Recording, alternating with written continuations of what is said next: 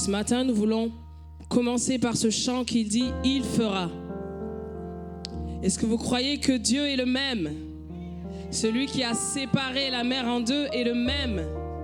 Amen. Celui qui est capable de bâtir sur les ruines de nos vies, il le fait encore aujourd'hui. Amen. Alors que nous puissions nous lever ce matin et proclamer ce chant en pensant peut-être aux épreuves par lesquelles on passe, en pensant peut-être aux difficultés qui se dressent devant nous et en proclamant avec foi que Dieu est capable de déplacer les montagnes qui se dressent devant moi. Amen. Il a déjà fait à la croix. Il n'attend que ma foi pour que sa parole s'accomplisse dans ma vie. Amen. Alors proclamons-le avec foi.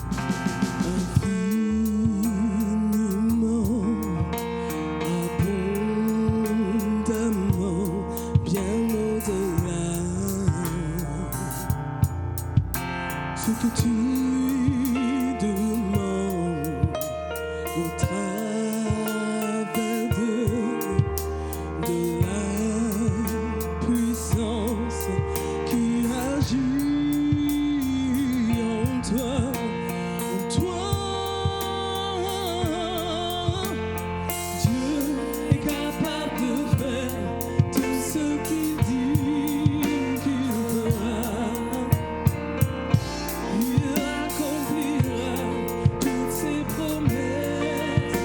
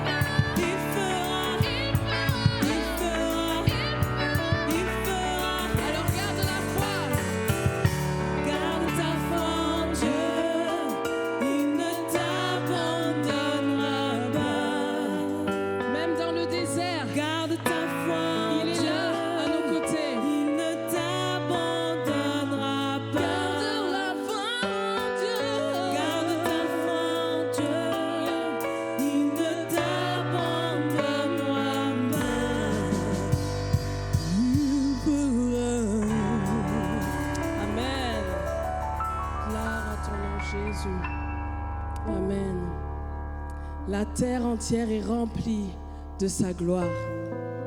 Amen.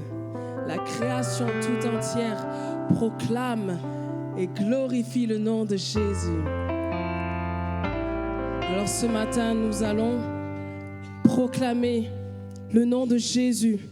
Nous allons accompagner la création, nous allons accompagner les anges qui le louent à jamais. Amen.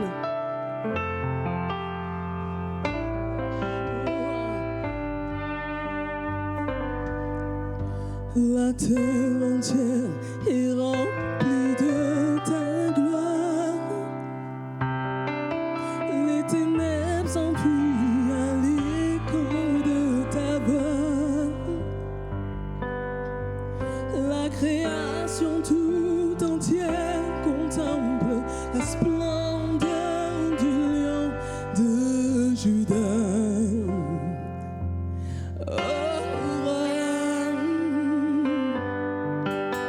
Tu parles et ce qui est mort prend vie. Tu déclares et ce qui n'existe pas surgit.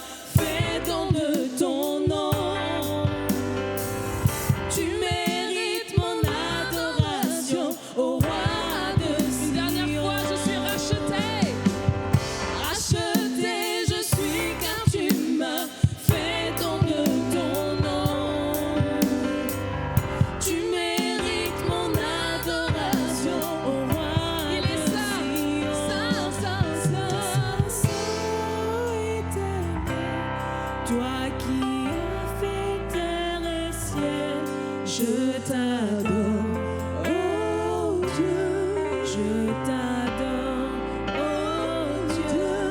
tout en moi reconnaît que tes œuvres sont parfaites.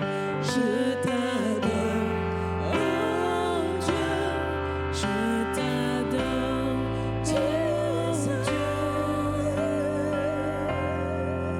tu es saint et je t'adore. Je lève ton nom ce matin, Jésus. je t'adore. Toi le Dieu 3 fois saint. Toi qui m'as retiré de la boue du péché. Toi qui as fait de moi ta fille, Jésus-Christ. Comment ne pas élever ton nom ce matin, Jésus? Comment ne pas t'adorer ce matin? Glory, Jésus.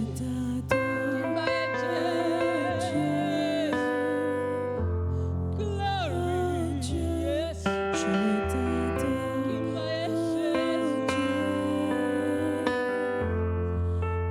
Toi qui t'es humilié pour chacun de toi qui par tes meurtrissures nous as réchauffés. Toi qui par tes meurtrissures nous as guéris. Comment ne pas te louer ce matin?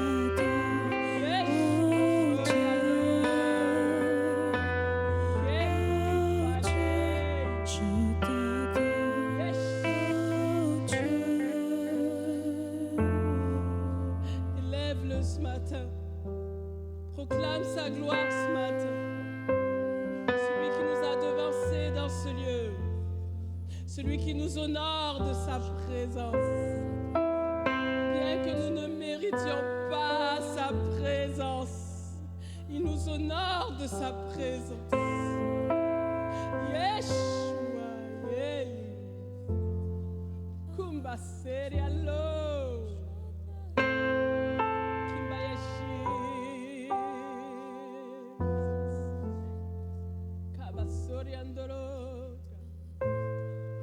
Alléluia. Kimbaye Jesus sori andoroka. Kimbaye Jesus. Alléluia.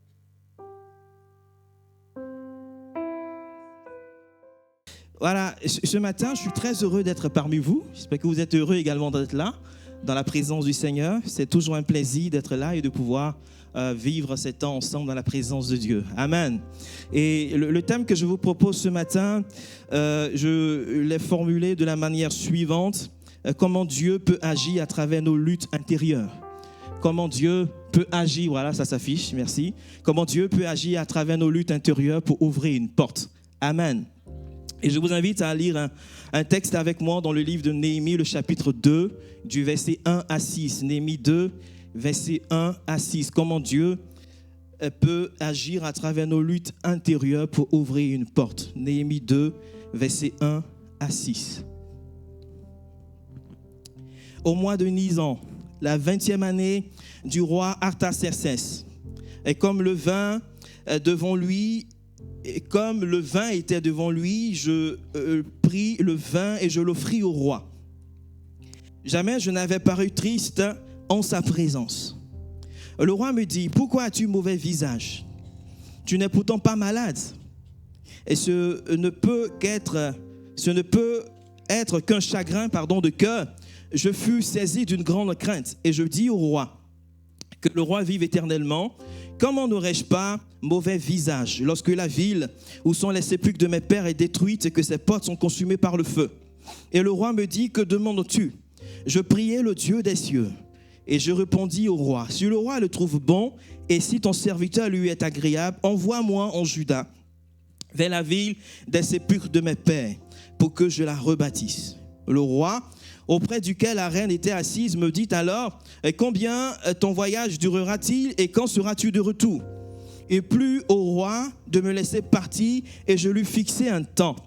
Puis je dis au roi, si le roi le trouve bon et qu'on me donne des lettres pour les gouverneurs de l'autre côté du fleuve, afin afin qu'il me laisse passer et entrer en Juda.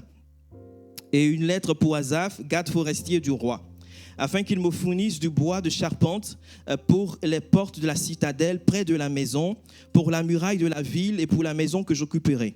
Le roi me donna ces lettres, car la bonne main de mon Dieu était sur moi. Amen.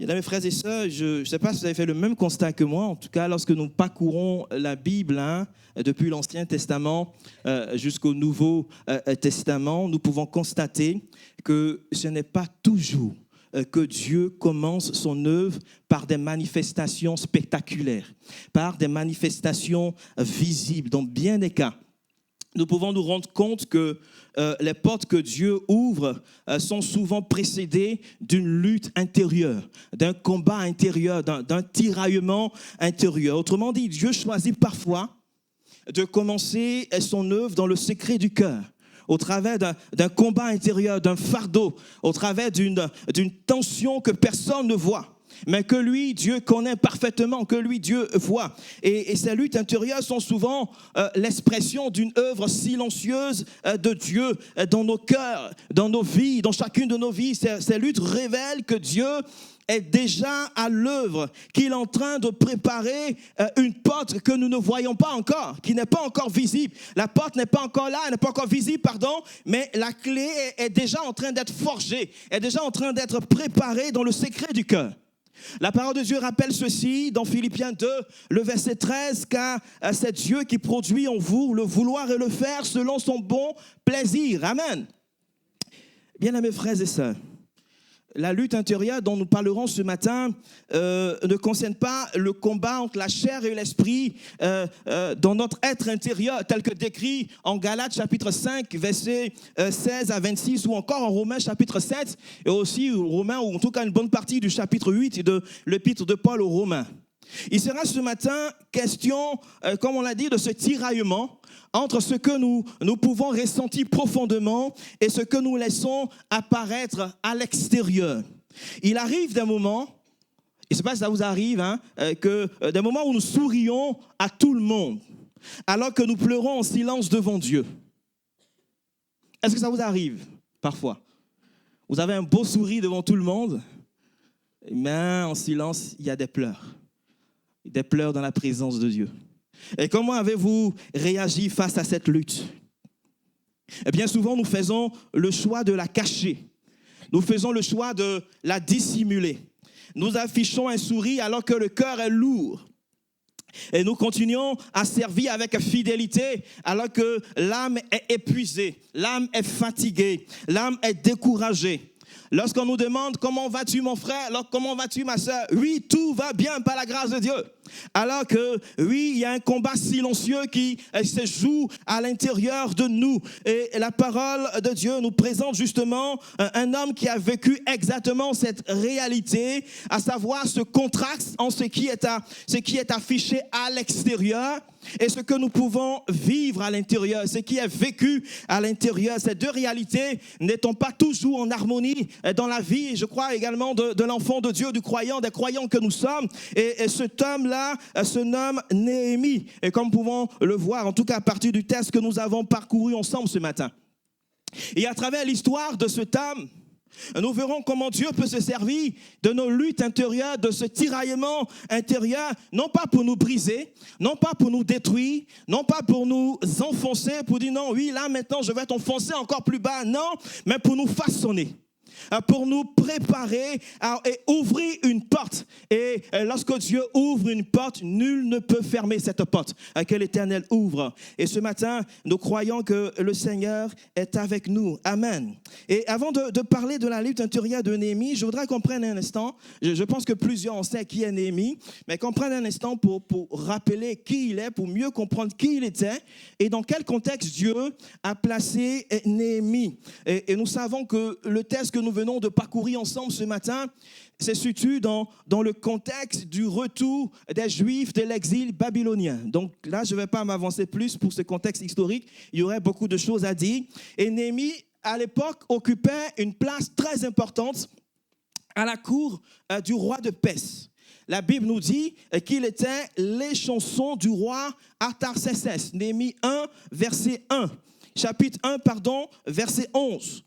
Les chansons, c'était qui les chansons? Les chansons, c'était une personne en charge de servir les boissons du roi lorsque le roi prenait ses repas. Et les chansons mettaient sa propre vie même en danger pour le roi. Il devait d'abord goûter lui-même les boissons du roi, notamment le vin, pour s'assurer que ces boissons n'étaient pas empoisonnées avant de servir le vin au roi. Vous imaginez s'il buvait qu'il y avait du poison dans le vin ou du poison dans la boisson? Je vous laisse vous-même tirer les conclusions. Et donc, c'était vraiment un homme important et il était un homme de confiance, un confident du roi. S'il n'avait pas de bonnes valeurs morales, il pouvait se laisser corrompre et offrir une boisson empoisonnée au roi. En tout cas, trouver le moyen pour offrir une boisson empoisonnée au roi pour l'assassiner facilement. Cela dit, cette fonction de Néhémie dans la cour impériale témoigne de la confiance que le roi avait placée en lui. C'était une preuve de sa valeur morale et c'est précisément à partir de cette position privilégiée que Néhémie occupait que va naître une tension profonde dans le cœur de cet homme, dans le cœur de ce personnage. Bien-aimés frères et sœurs, ce matin, mon premier point est le suivant. Dieu peut se servir de nos luttes intérieures pour faire émerger dans nos vies ce qui est aligné avec son cœur, et ce qui est conforme à sa volonté.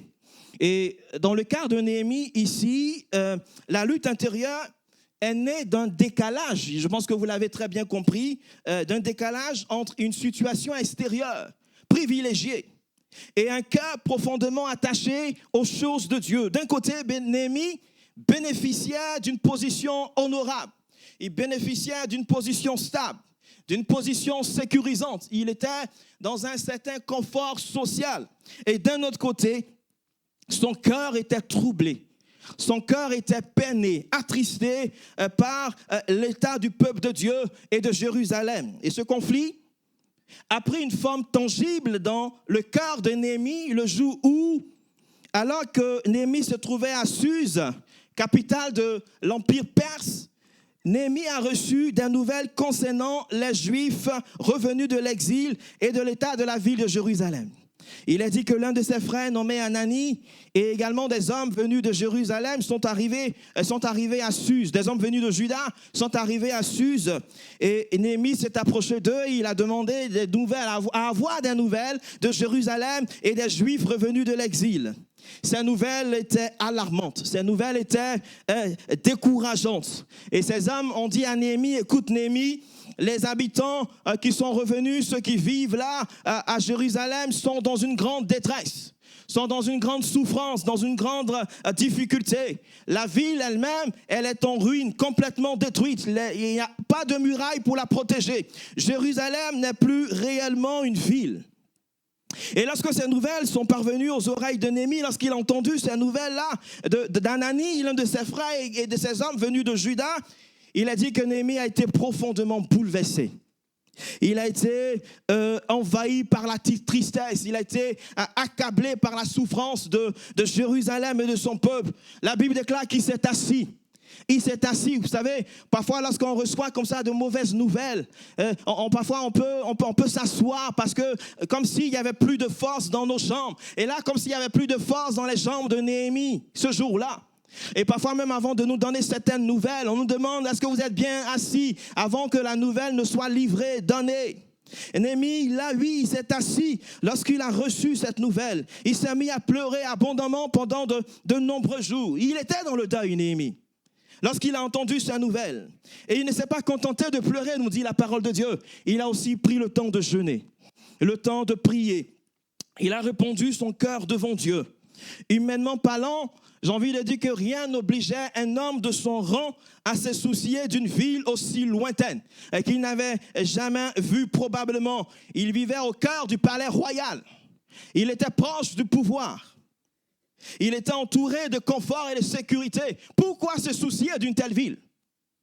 Bien-aimés frères et sœurs, ce contraste entre la vie confortable du palais que Néhémie connaissait et la ville de Jérusalem en ruine n'est pas anodin. Je pense que c'est un élément important qui ressort, en tout cas de ce chapitre et même du livre de Néhémie de façon générale. Et je crois que Dieu s'est servi de ce combat intérieur, et comme on l'a dit tout à l'heure, pour faire émerger dans la vie de Néhémie, pour faire émerger dans son cœur ce qui est aligné, pleinement aligné avec sa volonté, avec son cœur, ce qui est conforme à sa volonté. Ce qui semblait être une tension dans le cœur de Néhémie est devenu en réalité un élément révélateur d'un fardeau qui était présent dans le cœur de Néhémie, révélateur d'un fardeau que Dieu avait posé dans le cœur de cet homme, que Dieu avait posé dans le cœur de Néhémie. Bien-aimés frères et sœurs, il y a des réalités qui peuvent laisser les autres indifférents. Des situations qui peuvent laisser tout le monde, je dirais, indifférent, mais qui, toi, te touchent profondément. Des réalités qui ne vont pas te laisser indifférent. Et lorsque tu entends certaines choses, lorsque tu vois certaines situations, peut-être même dans ta famille, dans l'église ou dans la société de façon générale, il y a quelque chose qui se passe en toi. Quelque chose qui se passe en toi. Et tout se passe comme si ton cœur te serrait et comme si ton esprit était troublé. Et comme si tu ne pouvais pas rester neutre. Et même si extérieurement tout semble aller bien, tu vis dans un certain confort, tu as un bon boulot, tu as une bonne situation, tu as une stabilité, une sécurité financière, matérielle, etc. Intérieurement, tu es comme atteint. Et comme atteint, et ce qui ne dérange pas les autres, vient toi bousculer ta quiétude, bousculer ta tranquillité. Ce qui paraît normal, ce qui paraît acceptable pour beaucoup devient pour toi une source de tristesse et parfois même de larmes. Et je crois que ce n'est pas un hasard, ce n'est pas une question même d'hypersensibilité. C'est souvent même, je dirais, un signe que Dieu t'a confié un regard particulier, une sensibilité spirituelle, un fardeau qui reflète quelque chose de son propre cœur. Vous savez, quand j'étais encore plus jeune, et là c'est vraiment une confidence, c'est quelque chose que je ne pense pas avoir partagé ça en public une fois, mais quand j'étais plus jeune dans mon pays, la Côte d'Ivoire, mon pays d'origine, à l'église, j'avais remarqué quelque chose de particulier. Au départ, je ne faisais pas spécialement attention. J'écoutais les prédications, bien sûr, des pasteurs qui nous enseignaient tous les dimanches. J'ai fait le code du dimanche, tout ça, et après le culte avec les adultes, après le baptême, tout ça. Mais j'avais remarqué quelque chose de particulier. Toutes les fois que dans l'église, il y avait un missionnaire qui était invité et qui était à la prédication ce jour-là, il y avait quelque chose de particulier qui s'est passé dans mon cœur, que j'avais moi-même du mal à décrire. Je pouvais écouter tous les hommes de Dieu prêcher, mais si un jour c'était un missionnaire qui prêchait, je ne sais pas pourquoi, mais il y avait comme un feu qui était dans mon cœur, quelque chose qui prenait forme dans mon cœur. Je ne me souviens pas de leur prédication, de tout ce qu'ils ont pu dire, mais quand c'est un missionnaire, peu importe d'où il venait, mais il y avait quelque chose qui se passait dans mon cœur. Jusqu'à ce qu'un jour, il y avait des missionnaires suisses qui sont arrivés en Côte d'Ivoire et qui ont organisé un rassemblement interjeunesse dans une église à Abidjan. Et puis, ils ont prêché. Et ils ont lancé un appel. Ils nous ont dit simplement, je ne me souviens pas de tous les détails, ils nous ont dit, mais ne vous posez pas la question de savoir comment Dieu va vous faire partie à tel ou tel endroit. Répondez simplement à l'appel de Dieu. C'est ce qu'ils nous ont dit. J'étais avec un frère, on s'est regardé, mais il dit, écoute, ça ne nous coûte rien de nous avancer pour qu'on prie pour nous. Voilà. Et on s'est avancé et ces hommes de Dieu ont prié pour nous. Et puis, le Seigneur a fait toute la suite et je suis là devant vous ce matin. Amen. Voilà. Que le nom du Seigneur soit béni. Mais je veux dire qu'il y a parfois, bien aimés frères et sœurs, des choses qui se passent à l'intérieur, dans le secret du cœur. Des choses qui ne sont pas forcément visibles aux yeux des autres, mais qui sont une réalité présente dans nos cœurs et dans nos vies. Et peut-être que tu vis une lutte intérieure. Extérieurement, tout semble être en place. Il y a un travail, il y a une stabilité, il y a un service, il y a une routine rassurante. Tout va bien. Peut-être que, le matin, tu prends tes affaires, tu vas au travail, le soir, tu rentres, il y a la vie de famille. Oui, il y a tout ça, mais intérieurement, quelque chose, je dirais, semble résister. Il y a comme une inquiétude, il y a une tristesse, il y a un poids que tu n'arrives pas à mettre de côté, un poids que tu n'arrives pas à ignorer. Et ce matin, j'ai envie de te dire, ne te condamne pas pour ce combat. Ne te blâme pas pour cette lutte intérieure. Ne dis pas que non, il y a quelque chose qui ne va pas dans mon cœur, quelque chose qui ne va pas dans ma vie. Cette lutte peut être le moyen par lequel Dieu veut faire émerger dans ta vie ce qui est aligné avec son cœur, ce qui est aligné avec sa volonté, ce qui est conforme avec sa volonté. Et ce qui te trouble n'est peut-être pas un signe de faiblesse, un signe n'est peut-être pas un obstacle ou encore un échec, mais peut-être un appel à être attentif à la voix de Dieu, attentif à ce que Dieu veut te dire, attentif à sa parole. Ce malaise intérieur peut être une invitation de Dieu. A dit, oui, mon enfant, maintenant, il faut que tu commences à regarder au-delà de ton confort. Il faut que tu commences à regarder au-delà peut-être de telle ou telle situation dans ta vie. Il faut que tu commences à regarder au-delà de ces choses et à ouvrir ton cœur à ce qui tient au cœur de Dieu. Peut-être que le Seigneur veut t'inviter à ouvrir ton cœur à la détresse d'un groupe de personnes. Peut-être que ce groupe de personnes, d'autres vont voir ce groupe, mais bon, ils ne vont rien faire, ils ne vont rien dire. Il n'y aura rien dans leur cœur. Mais quand toi, tu vois ce groupe de personnes, il y a quelque chose qui se passe en toi. Lorsque toi tu vois une telle situation, il y a quelque chose qui se passe en toi. Et peut-être que ce matin, le Seigneur veut que tu ouvres ton cœur à une situation. Il veut que tu ouvres ton cœur à une mission. Il veut que tu ouvres ton cœur à une ville, que tu ouvres ton cœur à un pays. Il veut que tu fasses peut-être un pas de foi. Comme Néhémie, ne te demande pas nécessairement, Dieu ne te demande pas, je dirais nécessairement de tout quitter dans l'immédiat. Il te demande d'abord d'être disponible dans ton cœur. D'être disponible dans ton cœur. Il te demande de ne pas étouffer ce qu'il est peut-être en train de faire naître en toi, de lui offrir ta lutte intérieure ce matin, afin qu'il la transforme en direction, afin qu'il la transforme en direction, puis en porte ouverte. Et ce que Dieu commence dans le secret du cœur, il est capable aussi de l'achever au grand jour. Amen. Mais Dieu ne s'arrête pas à ce qu'il fait dans le secret du cœur. Il peut aussi agir en sorte que nos luttes intérieures deviennent visibles au bon moment, dans le timing parfait, au bon moment. Un jour, alors que Néhémie accomplissait son service auprès du roi, quelque chose d'inhabituel va se produire. Il est dit qu'il y a quelque chose d'inhabituel qui va apparaître sur le visage de Néhémie. Et le roi, il est dit dans le texte que le roi a remarqué ce jour-là la tristesse de Néhémie. Il a remarqué que Néhémie avait le visage qui était complètement abattu. Et le texte précise ceci: jamais je n'avais paru triste en sa présence. Cela nous laisse entendre que Néhémie était quelqu'un qui avait appris à maîtriser ses émotions. Néhémie était un homme qui servait avec excellence, il servait avec professionnalisme. C'était vraiment quelqu'un de compétent, de professionnel. Il servait avec dignité. Malgré le poids qu'il portait intérieurement, il continuait à assumer pleinement ses responsabilités. Et il a dit que c'est au mois de Kislev, c'est-à-dire entre novembre et décembre par là, que Néhémie a appris la tristesse de Jérusalem. Or, lorsqu'il s'est tenu, là, dans le texte de Néhémie, chapitre 2, devant le roi, nous sommes au mois de Nisan, c'est-à-dire entre mars et avril. En d'autres termes, pendant environ 3 mois, Néhémie a vécu avec une profonde tristesse intérieure tout en la dissimulant dans l'exercice de ses fonctions. Vous imaginez, on lui annonce la nouvelle de la situation de Jérusalem et des habitants de Jérusalem.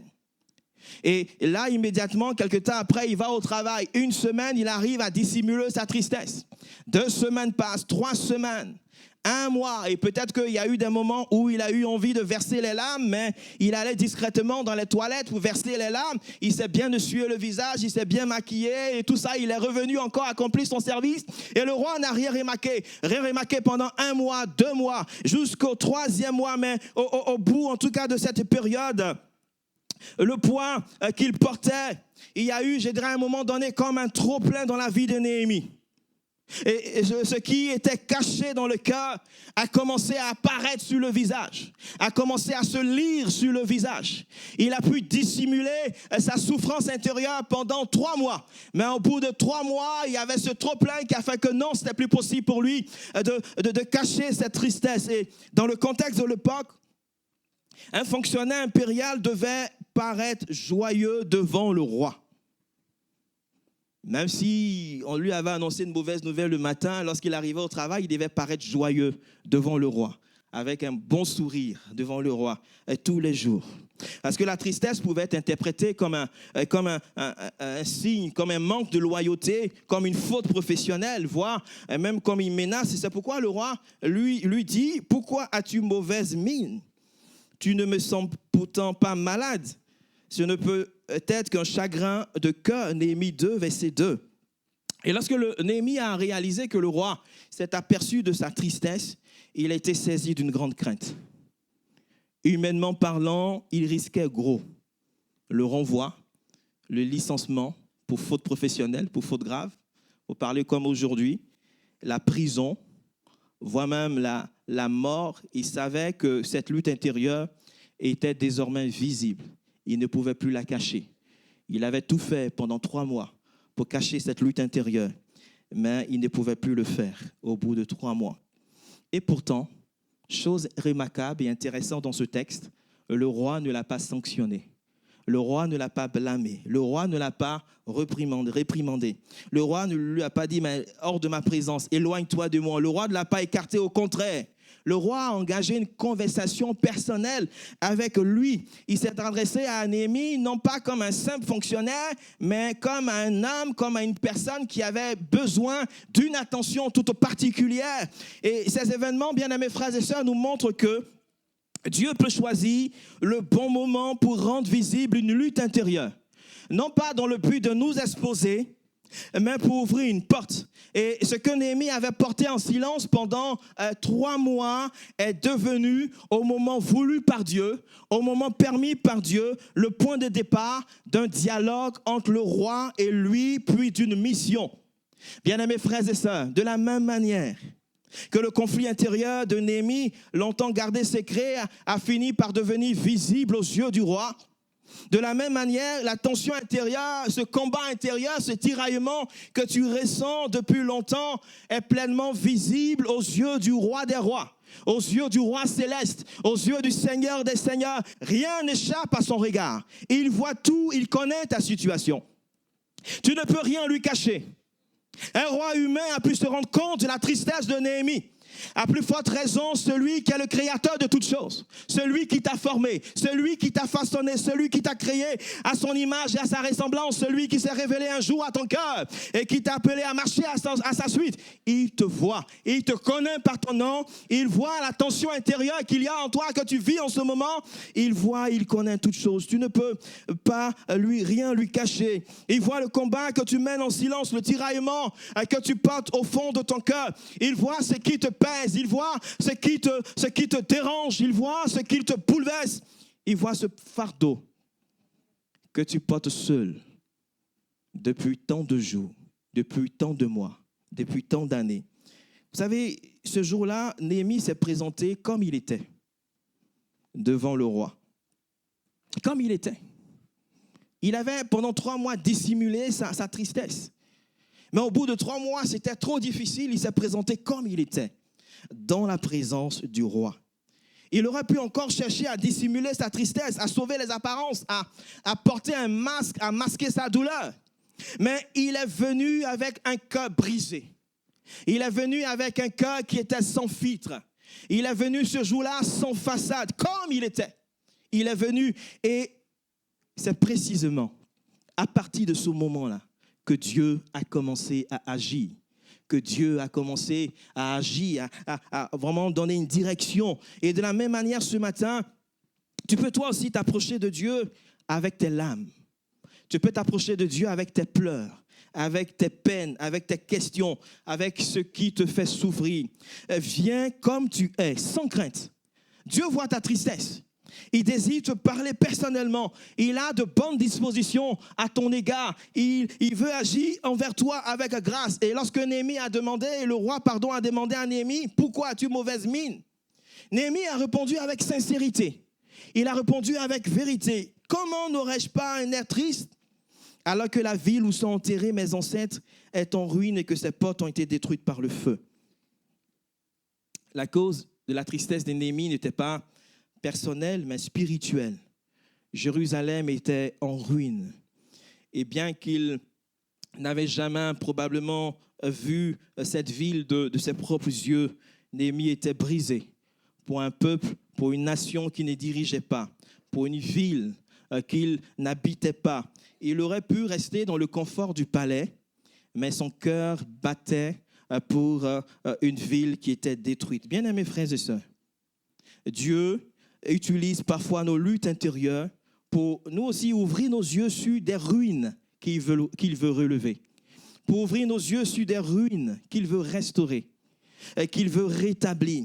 Et parce que Néhémie a répondu à l'appel de Dieu, Dieu ne l'a pas seulement utilisé pour reconstruire des murs, mais pour restaurer un peuple, pour restaurer une nation. Lorsque vous lisez, en tout cas, tout son livre, vous verrez ces choses-là. Et aujourd'hui encore, Dieu cherche, Dieu appelle des hommes, Dieu appelle des femmes. Il cherche des hommes et des femmes comme Néhémie, qui sont prêts à entrer dans les ruines de famille. Il y a beaucoup de ruines parfois dans certaines familles qui sont prêts à entrer dans des ruines qui peuvent parfois résister dans certaines églises et qui sont prêts à entrer dans des ruines des vies brisées, des cœurs complètement détruits et même dans des ruines de villes, dans des ruines de nations. Dieu continue de chercher des hommes et des femmes à l'image de Néhémie et qui sont prêts à le faire. Et ce combat que tu portes n'est pas un fardeau inutile, mon frère, ma sœur. Mais c'est le point de départ d'une mission que Dieu veut te confier. Lorsque la lutte de Néhémie a été exposée, quelque chose d'inattendu s'est produit ce jour-là. Quelque chose d'inattendu. Dieu a transformé cette lutte en opportunité pour ouvrir une porte. Et dans notre texte, nous pouvons observer que le roi a été sensible aux paroles de Néhémie. Il a pris le temps de l'écouter et ensuite il lui a posé une question importante. Que demandes-tu ? Néhémie 2, verset 2. Que demandes-tu? Jusque-là, Néhémie n'avait fait qu'exprimer ce qui peinait son cœur. Parler de ce tiraillement intérieur. Il n'avait pas formulé de demande précise au départ. Pourtant, le roi a compris que derrière la tristesse de Néhémie se cachait un besoin profond. Et lorsque nous lisons attentivement ce texte, il y a une chose qui est frappante. C'est que Néhémie n'avait pas prévu de demander quoi que ce soit au roi ce jour-là. Il n'est pas venu avec une demande explicite à adresser au roi. Il n'avait même pas reçu, il n'avait reçu aucun ordre divin explicite. Dieu ne lui a pas dit, Néhémie, aujourd'hui, lorsque tu iras au travail, et voici comment tu dois t'adresser au roi, et voici ce que tu dois demander au roi. Non, il n'y avait rien dans ce sens. Néhémie n'avait pas préparé de discours. Néhémie n'avait même pas pris de décision. C'était simplement un jour ordinaire. Un jour comme tous les autres jours de la semaine. Et Néhémie faisait simplement son travail. Il s'est réveillé le matin, il a pris son bain, il a fait tout ce qu'il fallait, il a pris son petit-déj. Il a salué ses enfants, son épouse, etc. Il a dit au revoir, il a pris sa voiture, il est tombé dans les bouchons de Bordeaux et puis il est allé au travail. Il a fait tout ce parcours, Néhémie, ce jour-là. C'était un jour ordinaire. Il arrivait au travail comme tous les autres jours. Comme tous les autres jours, il a servi le vin au roi. Et c'est au cœur de cette routine-là que l'opportunité s'est présentée. Bien-aimés frères et sœurs, cela correspond, je pense aussi à des expériences que nous pouvons connaître aujourd'hui. Parfois, des occasions peuvent se présenter devant nous à des moments inattendus. Pour un projet, pour une direction pour notre vie, une direction pour notre travail, une direction pour notre ministère, une direction pour notre famille. Alors que peut-être que je m'attends à avoir cette direction à un moment particulier, mais c'est dans un moment ordinaire, dans ma routine de tous les jours, que Dieu permet qu'il y ait cette direction pour mon couple, pour ma famille. Et parfois, rien ne présage la survenue d'une telle opportunité. Et voilà que l'occasion se produit. Et la question qu'on peut se poser, qu'est-ce qu'on fait lorsque l'opportunité se présente? Comme ça a été le cas ici pour Néhémie. Vous savez, quand j'étais étudiant en master à Lyon, il y a un événement qui s'est produit une fois. Je ne sais pas si ça se fait comme ça dans tous les masters recherche, mais il y a ce qu'on appelle un examen de lecture, un examen oral, où on vous demande de travailler sur des travaux d'un chercheur ou d'un groupe de chercheurs, de présenter leurs résultats, la méthode qu'ils ont utilisée, plein de choses, etc. Et vous avez deux professeurs ou enfin deux enseignants, deux chercheurs qui vont vous évaluer, qui vont vous donner une note. Donc, pour valider un peu votre capacité à comprendre un travail scientifique, etc. Et donc, ça a été le cas. Et j'avais bien préparé mon travail et je pense avoir bien présenté les choses. Mais ce jour-là, l'un des chercheurs qui m'a examiné m'a posé une question. Et je n'ai pas su répondre à la question. Et ça a été vraiment une frustration pour moi ce jour-là, parce que je ne savais pas quoi répondre. Je voyais les choses, mais une question un peu technique, et j'ai eu du mal à répondre sur certains calculs qui étaient dans le travail que j'avais présenté. Et j'étais un peu découragé ce jour-là. Et lorsqu'on a fini l'examen, ce qui m'a surpris, c'est qu'il m'a proposé de soumettre mon dossier de candidature à un programme de bourse de doctorat. J'ai été surpris, en fait. Pourtant, je n'ai pas su répondre à sa question. Et il m'a demandé est-ce que ça m'intéressait de soumettre mon dossier de candidature, mon dossier en tout cas, à un programme de bourse de doctorat à l'Université de Grenoble. Et c'est comme ça que j'ai été retenu. Et c'est comme ça qu'il est devenu mon directeur de thèse par la suite, les années qui ont suivi. Mais c'était un jour ordinaire. Je me suis réveillé le matin, j'avais mon examen, j'étais stressé, je suis allé préparer l'examen et une opportunité s'est présentée à moi ce jour-là, par la grâce de Dieu. Et je ne sais pas pour vous, mais je crois que le Seigneur n'a pas changé. Et parfois, là, dans le cas de Néhémie ici, c'était un moment inattendu. Néhémie n'avait pas eu le temps de réfléchir lorsque le roi lui a dit « Mais que demandes-tu » Il n'a pas eu le temps de réfléchir à ce qu'il devait dire ou encore à ce qu'il devait faire. Mais qu'est-ce qu'il dit alors dans ce texte que nous avons lu? Il dit « Je priais le Dieu des cieux ». Je priais le Dieu des cieux. Avant de répondre, Néhémie demande à Dieu, mais Dieu, oui, voici, bon, c'est vrai que ce n'est pas une prière d'une heure, hein, on imagine bien, ou encore une prière à haute voix, c'est tellement une prière intérieure, silencieuse. Il a demandé à Dieu, oui, Seigneur, qu'est-ce que je dois dire dans cette situation? Seigneur, qu'est-ce que je dois faire? Voilà une opportunité qui se présente à moi aujourd'hui. Bien-aimés frères et sœurs, cette question posée à Néhémie résonne encore aujourd'hui. Et peut-être que ce matin, le Seigneur te dit à toi aussi, que demandes-tu? Qu'est-ce que tu veux que je fasse pour toi dans ta vie? Et peut-être que ce matin, le Seigneur te dit, oui, je ne te demande pas ce que tu racontes aux autres. Je ne te demande pas de me dire ce que tu affiches aux autres. Que demandes-tu?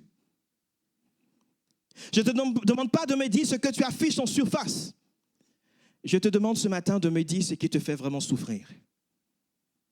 Le besoin profond qui se cache derrière, je dirais, ce tiraillement que tu vis depuis longtemps. Je te demande ce matin de me dire ce qui fait que la nuit, tu as du mal à trouver le sommeil. Tu as la nuit qui est agitée, perturbée. Ce qui fait que tu te tiens éveillé et pendant la nuit. Ce que tu portes en silence depuis trop longtemps. Que demandes-tu? La porte est déjà peut-être devant toi sans que tu ne t'en rendes compte. L'occasion peut se présenter dans un moment ordinaire comme ce fut le cas pour Néhémie au cœur de ta routine. Alors que tu ne t'y attendais pas du tout. Mais la vraie question ce matin, mon frère, ma soeur, n'est pas seulement la porte est-elle ouverte, mais es-tu prêt à répondre ce matin? Es-tu prêt à répondre ce matin comme Néhémie? Tu n'as pas besoin d'avoir tout prévu. Tu n'as pas besoin d'avoir tout préparé. Tu n'as pas besoin d'avoir tout bien compris. Tu n'as pas besoin d'avoir toutes les réponses. Tu as seulement besoin de faire ce que Néhémie a fait, de lever toi aussi les yeux vers Dieu et de dire, Seigneur, qu'est-ce que je dois dire? Seigneur, qu'est-ce que je dois faire? Et si Dieu a permis que ce matin, tu arrives jusque-là dans ces lieux avec cette lutte intérieure, ce tiraillement intérieur, ce n'est peut-être pas pour te décourager, mais pour t'amener à franchir une porte qu'il a déjà préparée. Une porte qu'il a déjà prévue pour toi. Ce matin, n'étouffe pas ce que Dieu veut faire naître en toi. Réponds seulement à son appel et fais-lui simplement confiance. Permettez-moi de terminer avec ce dernier point. Pour dire que oui, Dieu peut se servir de nos luttes intérieures pour ouvrir des portes, mais il attend ensuite que nous ayons le courage d'y entrer. Vous savez, parfois la porte peut être ouverte, mais on peut ne pas avoir le courage de franchir le pas de la porte. Et Dieu attend que nous ayons le courage d'y entrer avec foi, avec assurance, avec obéissance, avec sagesse. Néhémie, lorsque le roi lui a posé la question, que demandes-tu? Il a dit, oui, je priais. Il a dit, oui, je priais le Dieu des cieux. Et donc, après avoir prié intérieurement, Néhémie a dit ceci, je répondis au roi, si le roi le trouve bon, Et si ton serviteur lui est agréable, envoie-moi en Juda, vers la ville des sépulcres de mes pères, pour que je la rebâtisse. Cette demande de Néhémie était vraiment osée. Néhémie ne demande pas simplement un congé d'une journée. Il ne demande pas un congé de 2 jours.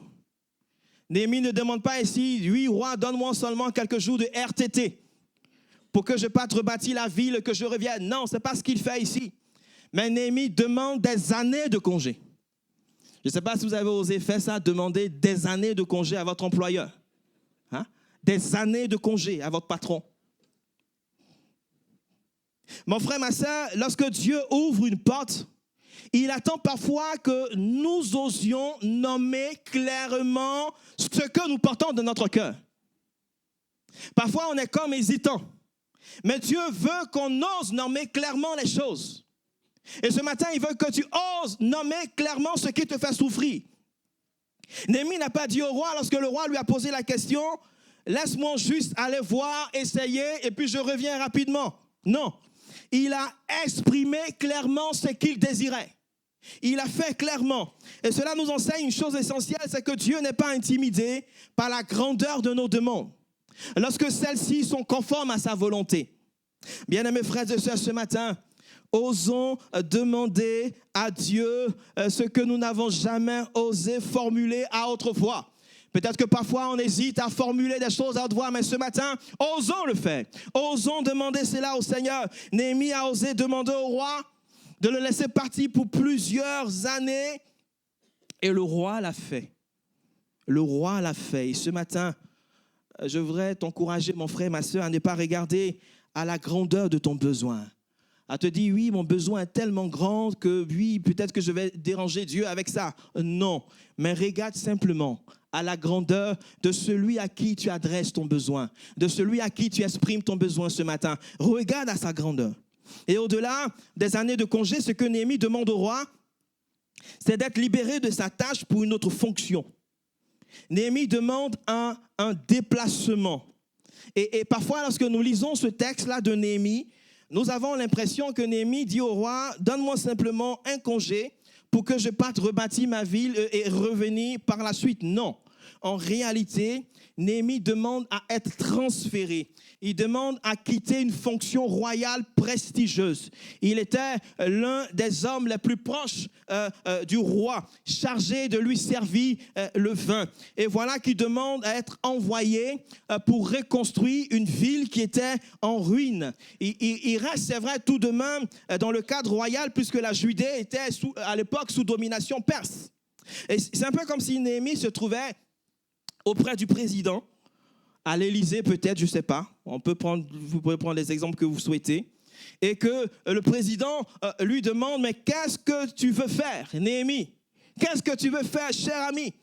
Et Néhémie répond que oui, président ou roi, mon projet de vie, c'est peut-être devenir maire dans mon village ou peut-être aller travailler pour mon village qui est situé dans la région Nouvelle-Aquitaine. Dans un village qui est quelque part là-bas, loin, éloigné du centre du pouvoir. Et peut-être que ce matin, on pourra se dire, mais qu'est-ce qui lui arrive à Néhémie? Est-ce qu'il n'est pas devenu fou?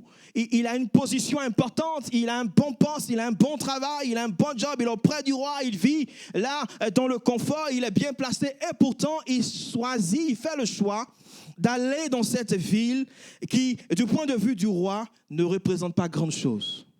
Ne représente pas grand-chose. Pourquoi aller dans un lieu qui est désert?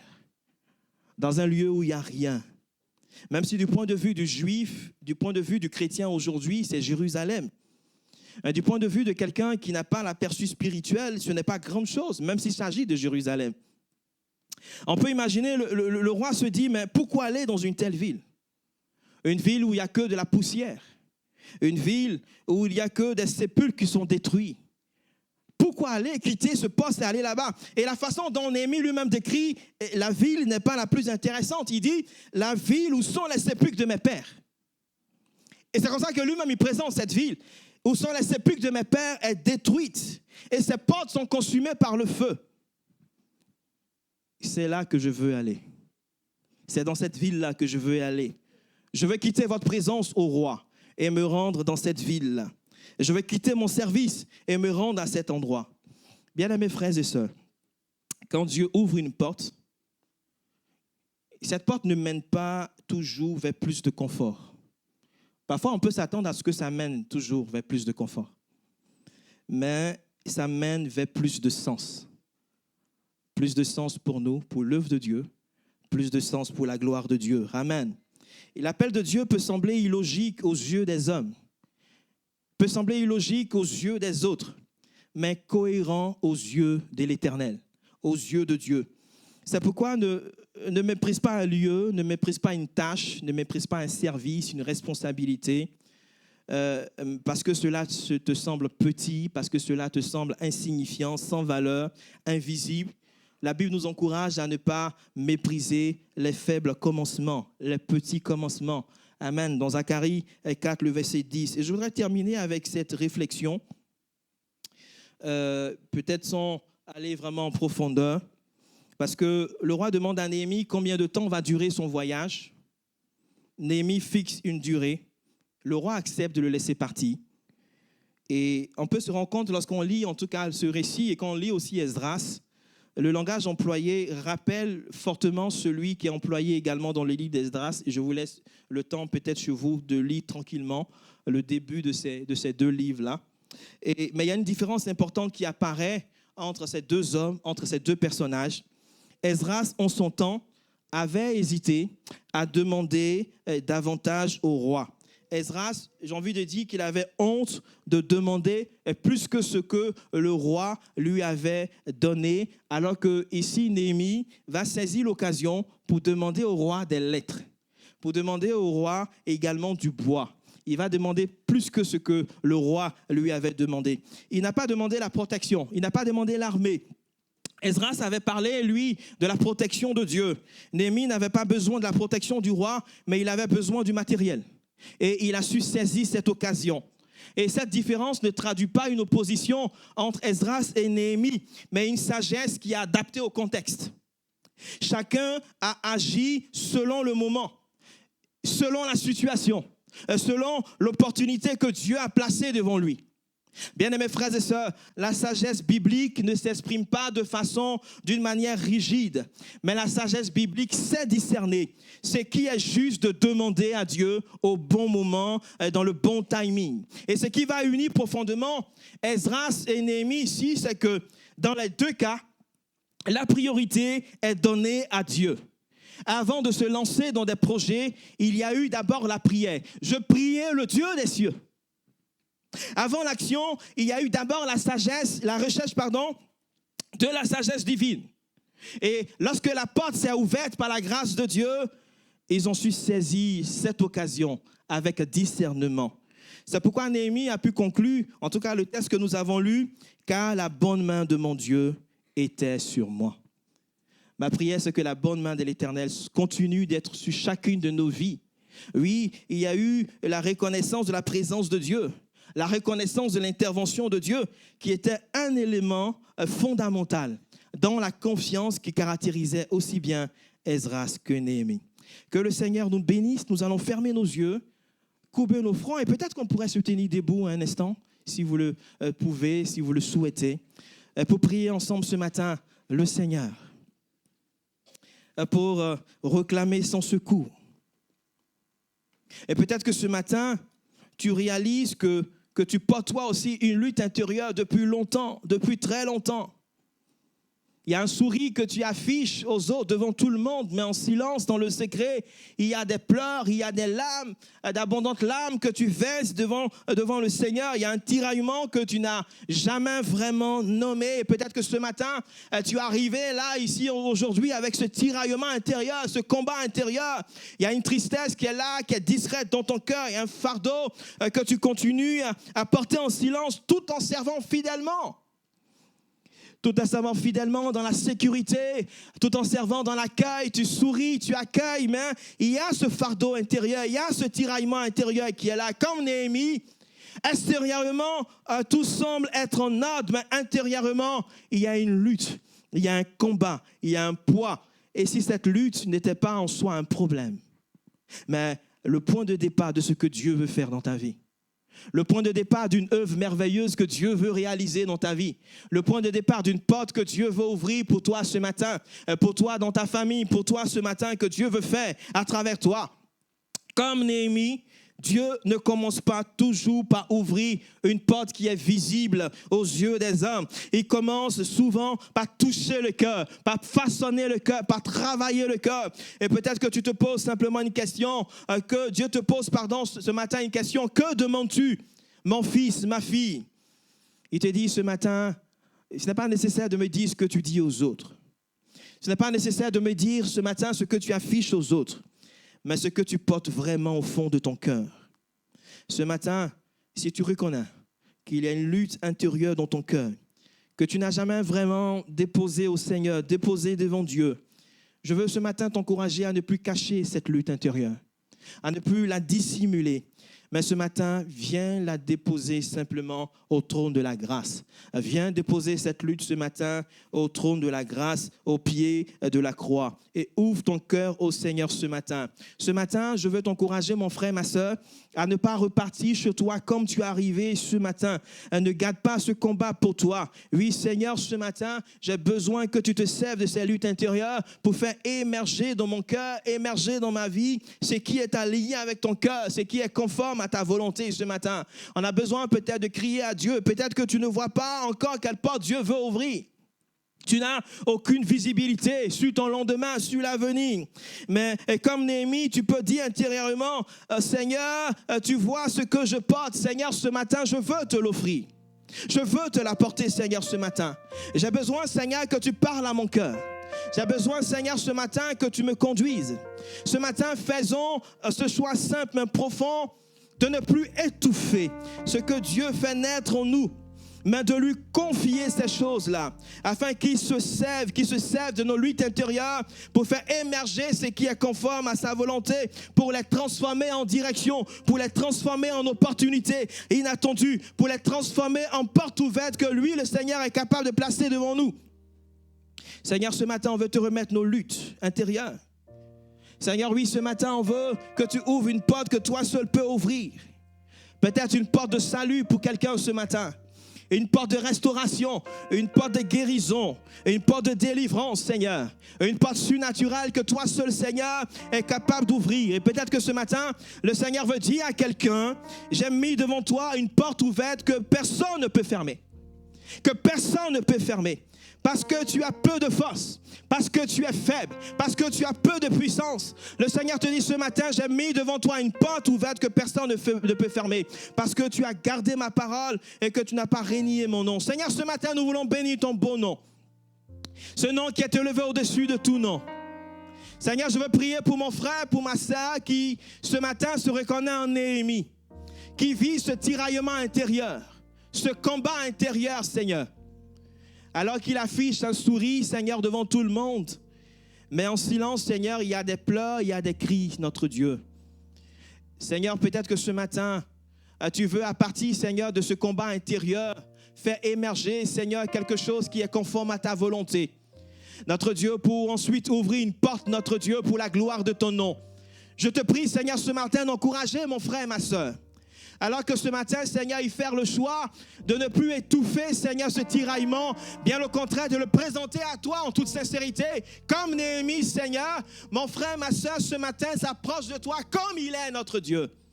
Et peut-être qu'il a su cacher, dissimuler ce combat pendant des mois, pendant des années. Mais ce matin, comme il est, comme nous sommes, Seigneur, notre Dieu, nous nous approchons de toi. Nous ne voulons pas, Seigneur, retourner chez nous comme nous sommes arrivés. Parce que je crois que, Seigneur, tu mets une porte, notre Dieu, ouverte devant chacune de nos vies dans le nom de Jésus. Seigneur, notre Dieu, tu transformes sa lutte intérieure en opportunité inattendue, Seigneur, notre Dieu. Tu transformes cela en direction, en porte ouverte, Seigneur, pour la gloire de ton nom. Seigneur, merci mon Dieu de te glorifier et de te manifester dans nos vies, notre Dieu, parce que nous avons besoin de toi. Et ce matin, Seigneur, nous voulons t'apporter, notre Dieu, ces besoins. Nous voulons t'apporter, Seigneur, ce tiraillement intérieur. Et nous croyons que, Seigneur, notre Dieu, à travers ce tiraillement, tu vas donner gloire et honneur à ton nom. Sois béni ce matin et sois glorifié dans le précieux et glorieux nom de Jésus. Merci, Seigneur. Amen. Amen. Que le nom du Seigneur soit béni. Amen. Alléluia. Est-ce que vous avez été bénis ce matin? Est-ce qu'on peut remercier Pasteur Joël pour cet excellent message, s'il vous plaît? Alléluia. Alléluia. Prenez place pendant quelques instants. On a beaucoup d'annonces aujourd'hui, beaucoup d'annonces très, très importantes. Tout à l'heure, on donnera une annonce importante aussi, une bonne nouvelle à vous partager concernant Pasteur Joël et la suite de son ministère. On aura aussi l'école chrétienne qui va présenter son projet. Une fois par an, ils présentent leur projet à toute l'Église. Et d'abord, quelques annonces courantes. Donc, on veut déjà souhaiter la bienvenue à toutes les personnes qui sont là pour la ou l'une des premières fois. Si c'est votre cas, levez simplement la main. Vous êtes nos invités aujourd'hui, nos invités d'honneur. Bienvenue, bienvenue. On peut les applaudir. Gardez les mains levées, s'il vous plaît. Gardez les mains levées. Et notre équipe d'accueil, un petit carton pour vous. Donc, juste à la fin du culte, allez au comptoir des nouveaux là-bas et vous recevrez un petit cadeau. Et bien sûr, si vous souhaitez revenir nous rejoindre sur la durée, nous sommes à votre disposition. Vous pouvez laisser vos coordonnées. Aujourd'hui, c'est le dernier dimanche pour s'inscrire pour les baptêmes. Donc, si vous avez à cœur de suivre Jésus en passant par les eaux du baptême, donc aujourd'hui, c'est le dernier délai. Les cours ont commencé aujourd'hui. Donc, allez à la sortie, déposez vos coordonnées. On vous donnera toutes les infos. Mardi prochain, donc, il y a la soirée chambre haute à 19h30. Donc, on a la joie d'avoir pasteur David Olon et Sarah Olon, vous pouvez vous lever, et leur famille avec nous. Ils sont de visite dans la région avec leurs 3 enfants. Ils viennent de l'église de Beauvais et ils seront là avec nous. Donc, ils conduiront la prière. Nous participerons avec nous à la soirée chambre haute. Et à 18h15, vous avez la prière dans la salle annexe, l'intercession, sans musique, sans lumière, dans un cadre où chacun peut entonner des chants. Et c'est merveilleux, c'est beau de vivre cela aussi. Quelquefois, on peut être aussi un peu trop dépendant de la musique. Donc, c'est un beau cadre à vivre. Donc, merci de nous rejoindre. Vendredi 17 avril, donc, il y a Jeunesse Impulsion avec le pasteur Nathan. Samedi 18 avril, il y a la collation des nouveaux. Si vous êtes nouveau à l'église, c'est-à-dire que si vous êtes là depuis 3-4 mois, que vous n'avez pas encore réussi à vous intégrer, c'est un événement fait sur mesure pour vous. Donc le déjeuner est offert, vous n'avez pas besoin de penser à ramener quoi que ce soit. Tout est offert, c'est une belle collation. Et on va vous présenter l'église, on va vous présenter la vision de l'église, l'historique de l'église, les départements de l'église. Il y a aussi des petits jeux pour apprendre à se connaître. Donc à chaque fois, c'est totalement excellent. Et depuis qu'on fait ça, c'est beau parce qu'on a aujourd'hui des nouveaux qui sont là depuis janvier, qui sont totalement intégrés à l'église, qui servent, qui viennent d'autres églises ou quelquefois qui se rapprochent de Dieu, qui s'inscrivent pour les baptêmes. Donc, merci vraiment de faire ce pas-là pour qu'on puisse vous accueillir. Donc, pour s'inscrire, il faut aller à la sortie et laisser vos coordonnées. Donc, c'est à 12h. Par la même occasion, je vous informe qu'il n'y aura pas exceptionnellement de jeûne et prière ce mois-ci. Le mois prochain, on fera une semaine entière de jeûne et prière pour la Pentecôte. Le vendredi 24, date importante, je ne sais pas si Marie est là. Ce matin, je ne le vois pas, non. Vendredi 24 avril, donc il y a la veillée de prière à partir de 21h30 dans la salle annexe, conduite par Marien. C'est bien aussi de passer toute la nuit, des fois à prier, Jésus le faisait, et on veut le faire aussi. Donc si c'est possible pour vous, n'hésitez pas à rejoindre cette initiative. Samedi 25 et 26 avril, il y a le Bric et Broc. Le Bric et Broc, c'est un événement qui a lieu une seule fois par an, qui est organisé par la mairie, le Cofibus, et le Cofibus participe, mais c'est organisé par la mairie.